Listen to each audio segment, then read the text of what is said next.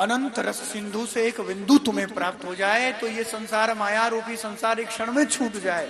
और जो निरंतर माया में लिप्त होकर के भगवान की महिमा भी धन आदि के लोभवश गा रहा हो, तुम उसको रसिक कह रहे हो, ये बहुत बड़ा अपराध। वर्तमान में सबसे बड़ा अपराध हम तब करते हैं, हम किसी को कुछ ही कह देते हैं। बड़े परम रसिक, ऐसे परम रसिक है भैया, पता चले वही 2-4 लाख रुपए लेकर घंटा 2 घंटा के लिए आए थे, वो रसिक होंगे भैया? वो परम रस जिसको प्राप्त हुआ, क्या वो क्या माया बांध पाएगी? फिर क्या माया पकड़ पाएगी उसे? नहीं। अनंत जन्मों का संस्कार है, जन्म जन्मांतर के योग तप साधन बल के बाद, तो तब कहीं जाकर एक क्षण के लिए वो गोपी भाव प्रकट होता है। और एक क्षण के लिए वो गोपी भाव प्रकट हुआ गोपी भाव एक क्षण के लिए भी प्रकट हो जाए भैया, तब उस रस सिंधु में प्रेम का एक रस बिंदु प्राप्त होता है। और बड़ी बड़ी किंकरी जिन कोई कई जन्मों से किंकर भगवत प्रसन्नता के लिए, गोपी भाव क्या है? तत् सुख सुखित्वाम गोपी भैया, जिन्हें कृष्ण के सुख में ही अपना सुख दिखाई देता है, परमात्मा की प्रसन्नता में जिन्हें अपनी प्रसन्नता दिखाई दे, ऐसे तत्सुख सुखित्वाम, इसको गोपी भाव का है। और उन गोपियों में भी किंकरी, उन गोपियों में भी वो किंकरी भाव, मंजरी भाव, किम कर कृष्ण प्रसन्नता के लिए हम क्या कर लें, भगवान को प्रसन्न करने के लिए ऐसा हम क्या कर लें महाराज जी कि हमारे प्राणनाथ हमसे प्रसन्न हो जाए। जन्म जन्मांतर की साधना का जो फल नहीं है भैया, महादेव एक क्षण में, एक क्षण नहीं लगा, हाथ रखा, और जहां बड़ी बड़ी किंकरी मंजरियों का प्रवेश नहीं है, आज नरसी का प्रवेश है।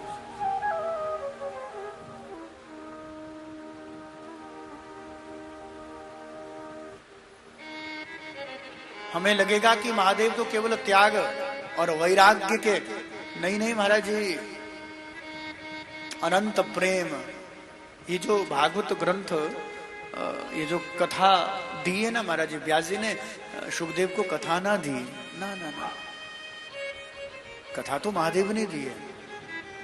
जब पार्वती को लेकर अमरनाथ की गुफा में कथा सुनाने गए, उस समय तो बैठकर सुखदेव ने सुनी है, कथा तो महादेव ने दी है। और सुखदेव जैसा वक्ता है, परमहंस वृत्ति है महाराज जी, और परमहंस होगा क्यों नहीं। रुद्रयामल नामक ग्रंथ में सुखदेव के विषय में जब परिचय दिया है ना, तो वहां परिचय में आया है, क्रीड़ा शुको श्री वृषभानुजाय पवित्र चंचु प्रिय चुंबने न एकांत को अन्य न रहस्य पाठी। आहा, जहां जिस भगवान के जिस भाव में लीला में, जिस भगवान की दिव्य लीला में किसी का प्रवेश नहीं है, उस एकांत लीला में एक का प्रवेश है, वो है केवल सुखदेव।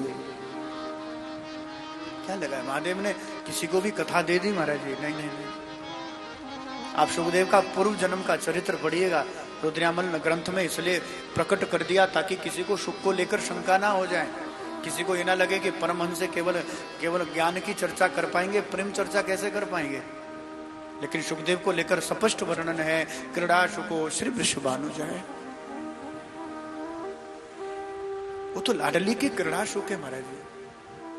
एक क्षण का वियोग हुआ नहीं कि सुखदेव ने सुंदर से चंचू से कृष्ण कथा का गायन प्रारंभ कर दिया। लाडली प्रसन्न होती है, इसलिए पवित्र चंचू प्रिय चुंबने न, सुखदेव के पवित्र चंचों का चुंबन करती है। और फिर एक चीज और कह दूं, सुखदेव एक अंश में कृष्ण ही है। गोलोक में एक दिन प्रिया प्रीतम जो नित्य विहार नित्य लीला के बाद ठाकुर जी कहते हैं, देखो लाडली, हमारी दिव्य लीलाओं का आस्वादन करके, केवल कथा सुनने मात्र से, नाम रूप लीला धाम इनका आश्रय लेने मात्र से कितने बड़े बड़े रसिक अनंत प्रेम में डूबे रहते हैं, निरंतर उसी प्रेम में डूबे रहते हैं और प्रेम में एकदम तद्रूप हो जाते हैं, कृष्ण स्वरूप हो जाते हैं, राधा स्वरूप हो जाते हैं। इतनी महिमा हमारे नाम रूप लीला धाम की है, पर हम अपने नाम रूप लीला धाम का आस्वादन नहीं कर पाएंगे। तो किशोरी जी कहती, प्रभु आप क्या चाहते हैं?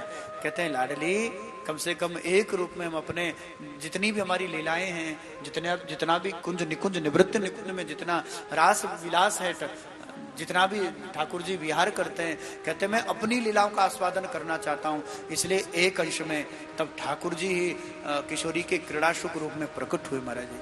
इसलिए पवित्र चंचू प्रिय चुंबनयन शब्द का प्रयोग किया।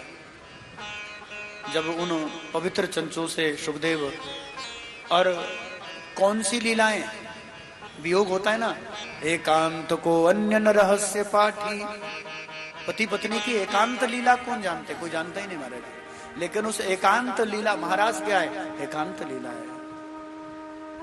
निवृत्त निकुंज लीला क्या है, एकांत की, लेकिन एकांत को अन्य न रहस्य पाठी, अन्य रूप में उस एकांत लीला का रहस्य जानते हैं और उसी का नित्य चिंतन करते हैं, इसलिए वो सुख है महाराज जी।